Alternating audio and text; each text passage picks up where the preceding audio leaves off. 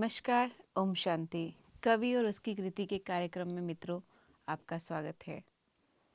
आज फिर हम आपके समक्ष लेके आए हैं यशपाल शर्मा जी की लिखी हुई किताब आशा और प्रेरणा। पिछली कड़ी में वो आधी अधूरी रह गई थी, इस कड़ी में हम इसे पूरा करेंगे। उसकी पंक्तियां ही सुनकर हमें अलग एक अच्छा उमंग उत्साह देती है। उसकी व्याख्या सुनकर हमारे जीवन में कुछ अमल आते हैं। आइए यशपाल शर्मा जी का इस कड़ी में स्वागत करते हैं। यशपाल शर्मा जी, आपका बहुत बहुत स्वागत है। आपका भी स्वागत है और धन्यवाद है। पिछली कड़ी में आपकी ये कविता अधूरी रह गई थी। जी हाँ। पूरी कोशिश करेंगे कि इस कड़ी में पूरी हो जाए। जी हाँ। आपकी पंक्तियां इस प्रकार हैं। जी हाँ। कर में तेरे वर्तमान मिले समय का लाभ उठा, यतन दीप लगन की बत्ती आशा उसमें तेल जगा। भूतकाल के भूलों से प्यारे साथी तौबा कर, सुंदर भविष्य बनाने को मन में दूना साहस भर। ये पंक्तियाँ कुछ इस कविता की पंक्तियों में से अलग है। इसका क्या भावार्थ है? इंसान के हाथ में वर्तमान है। जी। कर में तेरे वर्तमान मिले समय का लाभ उठा। भविष्य में क्या होगा कोई नहीं जानता। किसी सन्यासी से किसी ने पूछा था कि सबसे अच्छा समय कौन है, तो सन्यासी ने जवाब दिया कि वर्तमान। वर्तमान हमारा वर्तमान जी आने वाले कल के लिए वो उसकी नींव है, आधार है। जी। आज जो हमारे पास समय है या जो साधन हैं, उससे अपने वर्तमान में अपने जीवन को कुछ पाने का, कुछ बढ़ने का वो कार्य करे। अगर आज समय उसे वर्तमान गंवा दिया तो समझ के आने वाला जो उसका भविष्य है वो धूमल है। यो विद्यार्थी वर्तमान समय में, जवानी की उम्र में अपने जीवन का निर्माण करने में जुट जाते हैं, वो कहीं से कहीं पहुंच जाते हैं। और यो विद्यार्थी अपने जीवन में ये जो जीवन का किशोरावस्था का, यौवनावस्था का समय है, अगर वो विलासिता में, नशेबाजी में या लंपटबाजी में गुजार देते हैं तो उनका जीवन, आने वाला जीवन उनका अंधकार में है। उनका बुढ़ापा, उनका जीवन बहुत बुरी तरह से बीतेगा। हमारे समाज में हम ऐसा देखते हैं कि वह गृहस्थी लोग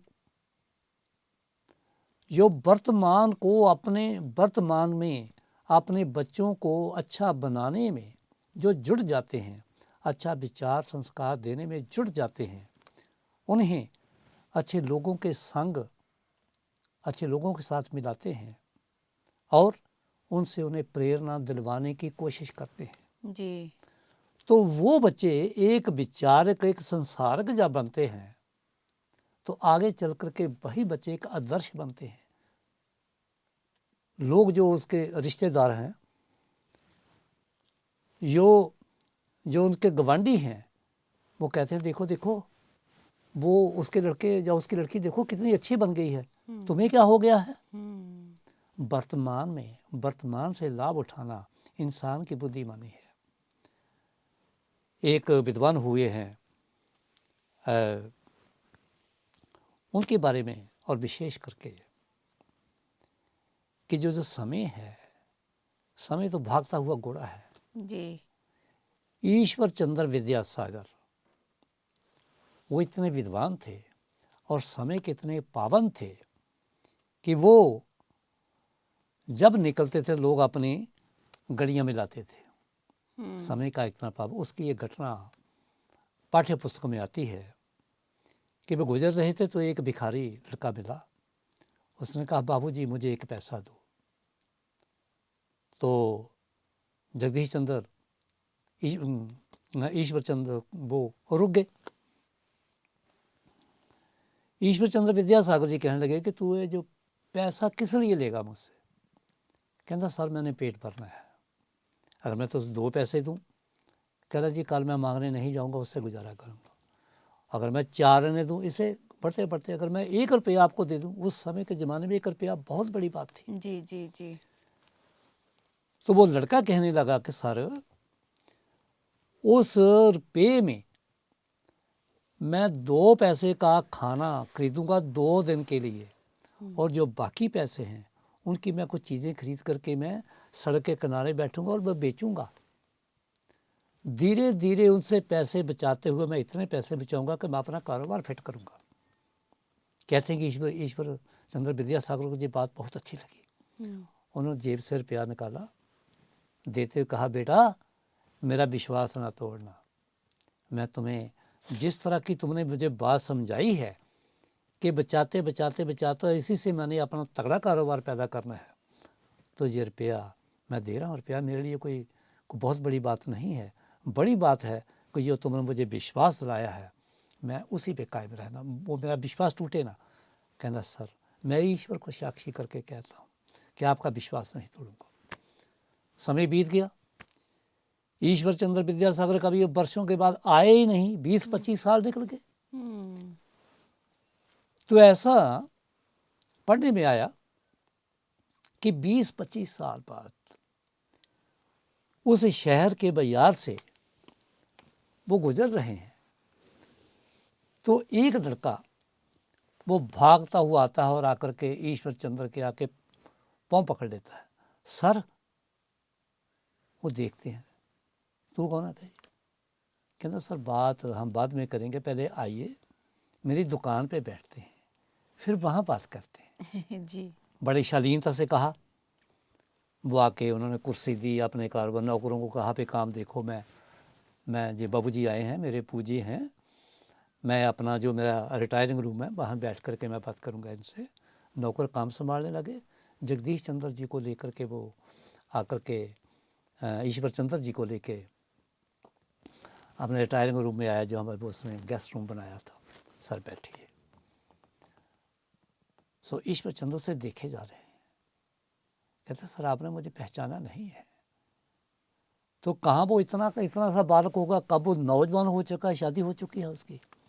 कहना, बेटा मैंने आपको नहीं पहचाना है। कहते, जी मैं आपका बेटा हूँ,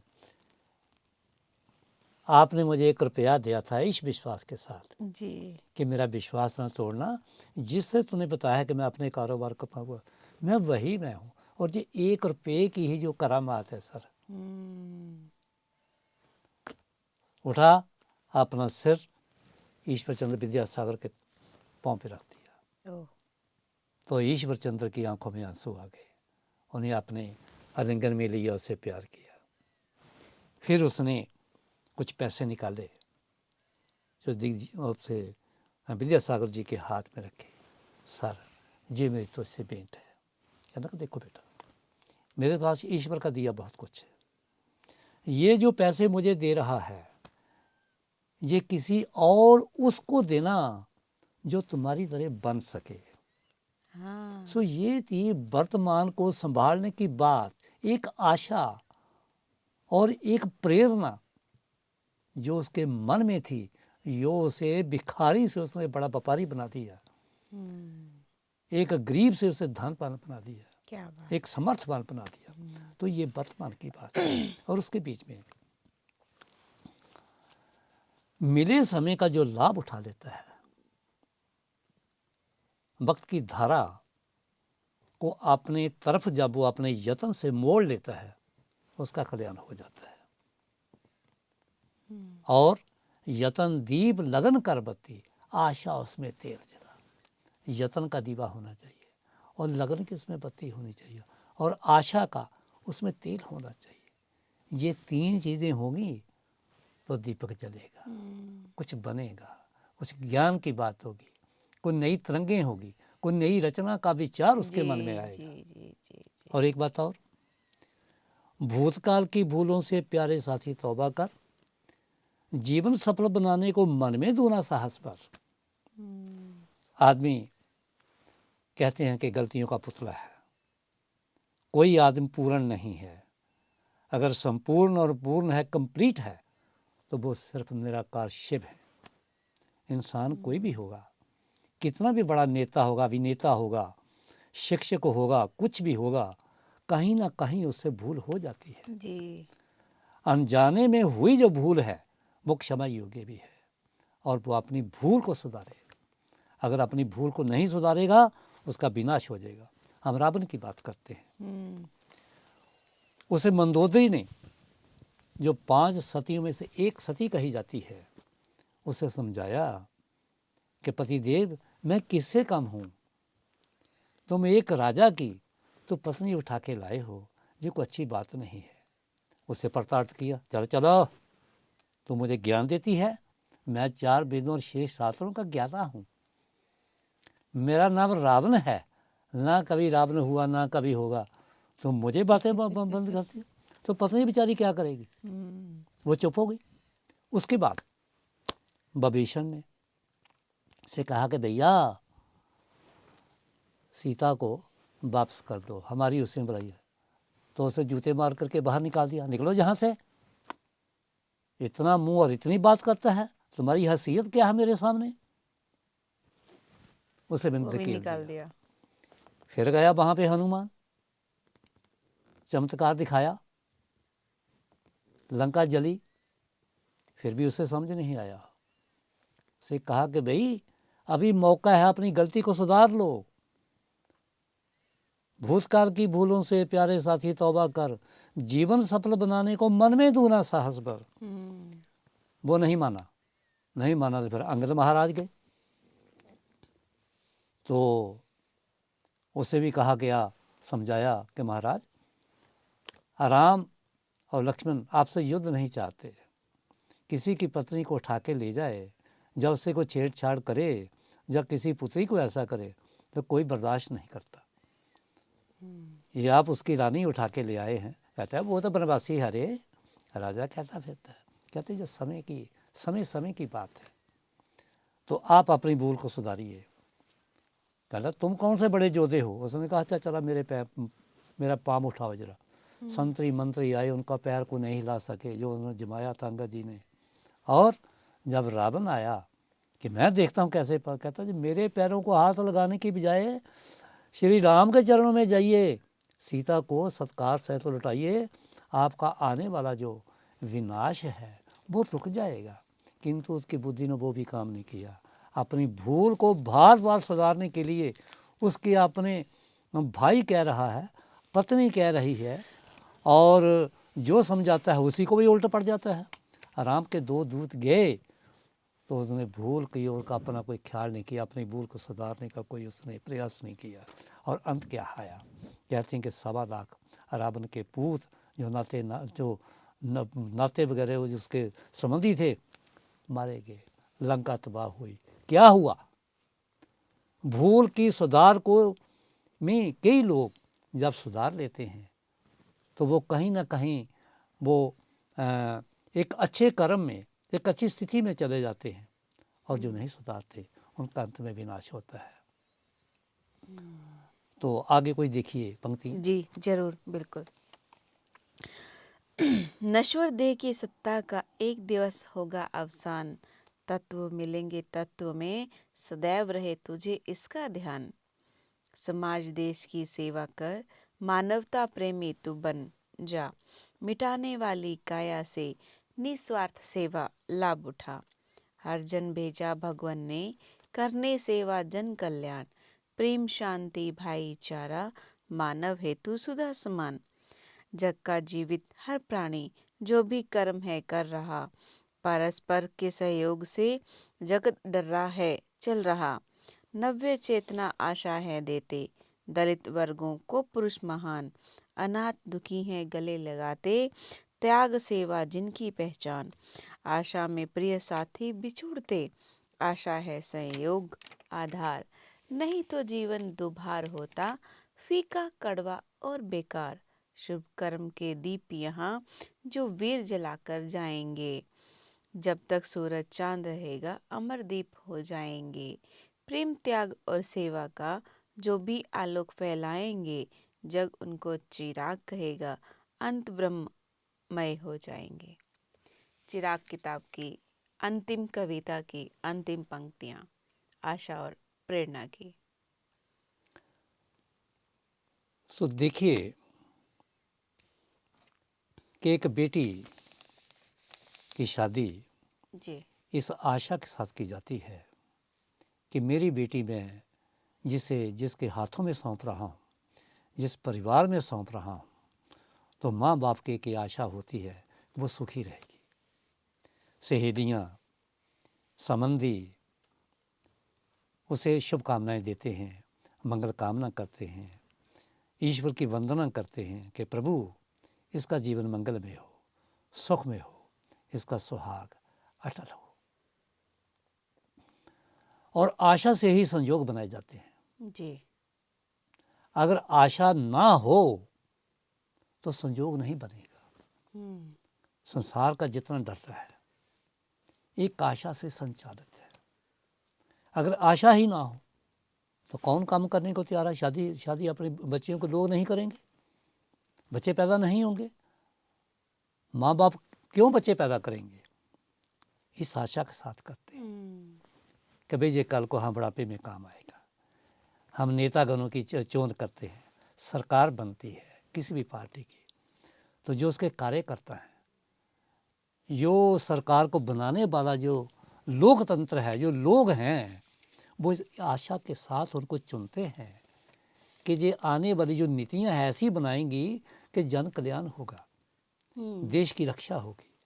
अगर उनका लोगों का विश्वास ही नेता पे ना हो, जिस नेता पे विश्वास नहीं होता वो हारता है। जिसके घोषणा पत्र में जिसके कामों की लोगों को विश्वास होता है कि ये ऐसे काम अच्छे करेगा, हमारे गांव के लिए, हमारे सिटी के लिए, इस कॉन्स्टिट्यूंसी के लिए जो आगे जाएगा, तो समस्याएं जो हमारी हैं उन्हें वहाँ पे राज्यसभा में या लोकसभा में उठाएगा, राज्यसभा में उठाएगा, तो हमारी समस्याएं कम होंगी। तो इस आशा के साथ वो उन्हें वोट देते हैं, अपने वो नेता चुनते हैं उन्हें अपने। और जब नेता बन जाता है एक अच्छी भावना वाला देशभक्त, देश प्रेमी, तो भाई इस आशा के साथ कोई प्रधानमंत्री बनता है और राष्ट्रपति बनता है या 2 गृह मंत्री बनता है, जो 2 मंत्री बनता है, इस आशा के साथ बनाया जाता है कि हमने मिलजुल करके हमने वैसी नीतियाँ बनानी हैं जो हमारे देश की सुरक्षा करें, जो हमारे देश के जन जन को उसे जो उसकी बेसिक ज़रूरतें हैं उसे पूरा करें। अस्पताल बनाने हैं, रोगियों को ज़्यादा से ज़्यादा सहूलतें वहाँ मिलें। हमने यूनिवर्सिटियाँ बनानी हैं, कॉलेज खोलने हैं कि ताकि हमारे बच्चे शिक्षित हों, हमारे बच्चे देशभक्त वहाँ पे निकलें। और वो इस आशा के साथ ये एक आशा का हर जीव एक आशा का आधार लेके जा रहा है। सरकारें, नेता, अभिनेता और मजदूर दिहाड़ी लगाना जाता है इस आशा के साथ कि मुझे जो आज कमाई मिलेगी, दिहाड़ी लगेगी, मैं अपने परिवार के लिए ये सब लेने ये चीज़ें जो मैं लाऊंगा और हमारा गुजारा चलेगा। ये आशा का बंधा हुआ संसार है। ममता क्या है? एक माँ या एक बाप ममता से बंधे हुए अपने बच्चों के साथ, अगर ममता रूपी आशा उसमें ना हो तो बच्चे को पालन पोषण करूँगा। बच्चा रोता है तो रोता रहे, सोया है तो सोया रहे, अनपढ़ है तो अनपढ़ रहे। माँ बाप अपने से बढ़कर के अपने बच्चों को देखना चाहते हैं। जी जी जी। एक शराबी बाप भी ये चाहता है कि मेरा बच्चा शराबी ना बने। एक जुएबाज जो बाप है वो चाहता है कि मुझे तो ये बीमारी चिपट गई, मैं अब ऐसा काम करूं इसके समय मेरा बच्चा ये ना बने, मेरा बच्चा अच्छा बने। एक रिक्शे वाला है कि मन में एक छोटी सी आशा है कि रिक्शे से जो मुझे मिलता है रूखी सूखी खा लेंगे। मेरे बच्चे जो स्कूल जा रहे हैं इनको किसी चीज़ की इन्हें अभाव नहीं होना चाहिए। छोटे छोटे सपने हैं, छोटी छोटी उड़ान है, आशा है इसमें। एक चिड़िया आती है सुबह नभ में जाकर के वो पता नहीं कहाँ कहाँ जाती है, एक चोंच का दाना भर के लाती है। एक चिड़िया यो एक मूढ़ प्राणी है, उसमें भी एक आशा है। वो एक दाना अपने बच्चों के वो दाना भर करके चोंच में लाती है, उसमें एक आशा भरी हुई है कि मेरे बच्चे वहाँ पे जो घोंसले में हैं वो मेरी राह देख रहे हैं।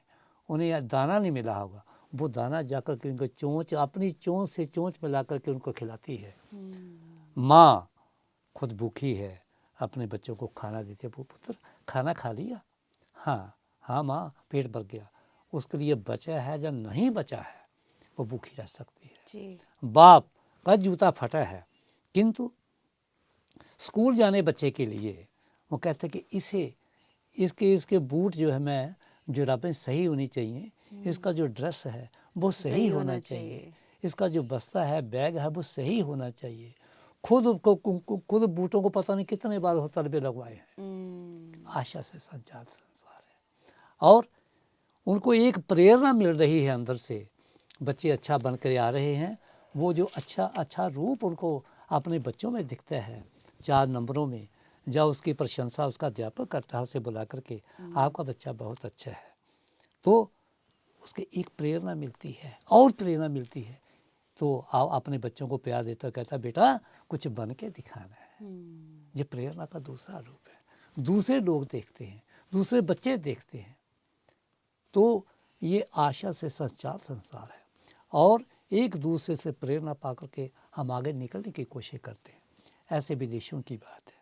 अच्छी अच्छी पॉलिसियाँ जो देश बनाते हैं उसे देख करके हमारे देश वाले यहाँ भी वो ऐसी पॉलिसियाँ बनाने की कोशिश की जाती हैं। पिछले दिनों आयुष्मान एक योजना वर्तमान सरकार, मोदी सरकार ने वो शुरू की है कि जिसमें उन्होंने 50 करोड़ लोगों के लिए वो योजना तैयार की है कि मेरे देश के जो लोग हैं उन्हें 5 लाख एक को अगर कोई ऐसी बीमारी हो जाती है तो 5 लाखों से मेरे देश के लोग जो है वो स्वस्थ हों और रोग मुक्त हों।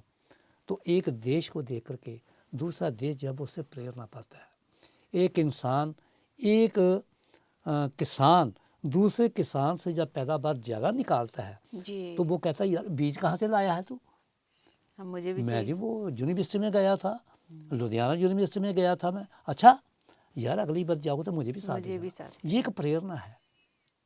एक का बेटा IAS बनता है, PCS बनता है, तो जो उसका रिश्तेदार का बेटा है, जो उसका रिश्तेदार कहता अपने बेटे या बेटी को कहता है उसकी तरह बन के मुझे दिखाना है। जब डॉक्टर बनता है तो कहता है बेटा इसकी तरह बनाना है। अच्छा इंजीनियर बनता है, इसकी तरह मुझे बन करके दिखाना है। और समाज में अगर वो शिक्षक है तो एक शिक्षक की सारे विद्यार्थी बहुत रिस्पेक्ट करते हैं, तो दूसरे अध्यापक सीखते यार इसमें खास क्या है, क्या खास है इसमें। जब ये चलता है या कहीं भी मिलता है तो बच्चे इसके घेर करके इसके पैरों को हाथ लगाते हैं, बच्चियाँ इसको अपने बाप के समान समझती हैं। कारण क्या है, तो वो कारण जानते हैं और उससे प्रेरणा पाते हैं कि हमने भी यार ऐसा क्यों ना बने, हम भी थोड़ा अपने आप को सुधारें, बच्चों के ऊपर मेहनत करें, बच्चे को स्नेह दें, हमको ऐसा मार्गदर्शन करें बच्चों का जैसे ये करता है। ये एक प्रेरणा है। संसार का हर प्राणी जो है वो एक आशा और प्रेरणा, आशा से संचालित होकर के प्रेरणा से शक्ति पाकर के आगे चलता है। एक साधक है, उसकी एक आशा है कि ईश्वर मिलन हो जाए, मुझे आत्म साक्षात्कार हो जाए। लोग अंदरों में जाते हैं नाम ध्यान करने के लिए, मौन साधक बने रहते हैं, कई दिन भोजन ना मिले तब भी किस आशा के साथ, इस आशा के साथ कि मुझे ईश्वर के दर्शन होंगे। मंदिर में हम जाते हैं, बच्चों की परीक्षा चल रही है तो बच्चे ऐसे मंदिर जाएं या नहीं जाएं, वो जाके माथा टेकेंगे, अंतर्मान होकर प्रार्थना करके हे परमपिता परमेश्वर मेरी परीक्षा में अच्छे नंबर आने, आज का पेपर मेरा अच्छा होना चाहिए। और वहाँ से जो मूर्ति है, पत्थर की मूर्ति है, वो उसके मन में एक उत्साह जगाती है, एक विश्वास बनाती है, एक प्रेरणा देती है कि मंदिर में आया हूँ, भगवान ने मेरी हाजिरी सुनी, मेरी बात सुनी है और मेरा पेपर अच्छा होगा, मेरे अच्छे अंक आएंगे। मूर्तियों से भी हमें प्रेरणा मिलती है। कोई साधक है, कोई गायक है, कोई अध्यापक है, कोई छात्र है, कोई किसान है या वैज्ञानिक है, एक मुल्क सैटेलाइट बनाता है, रॉकेट बनाता है, चाइना ने ऐसे बनाया, अमेरिका ने ऐसे बनाया, फ्रांस ने ऐसा बनाया, इज़राइल ने ऐसा बनाया, तो हमारे वैज्ञानिकों ने भी उनकी तरफ प्रेरणा पाकर के दूसरे वैज्ञानिकों, दूसरे देशों के वैज्ञानिकों से आगे उस तरह के अपने मिसाइल तैयार किए, उस तरह के अपने सैटेलाइट तैयार किए।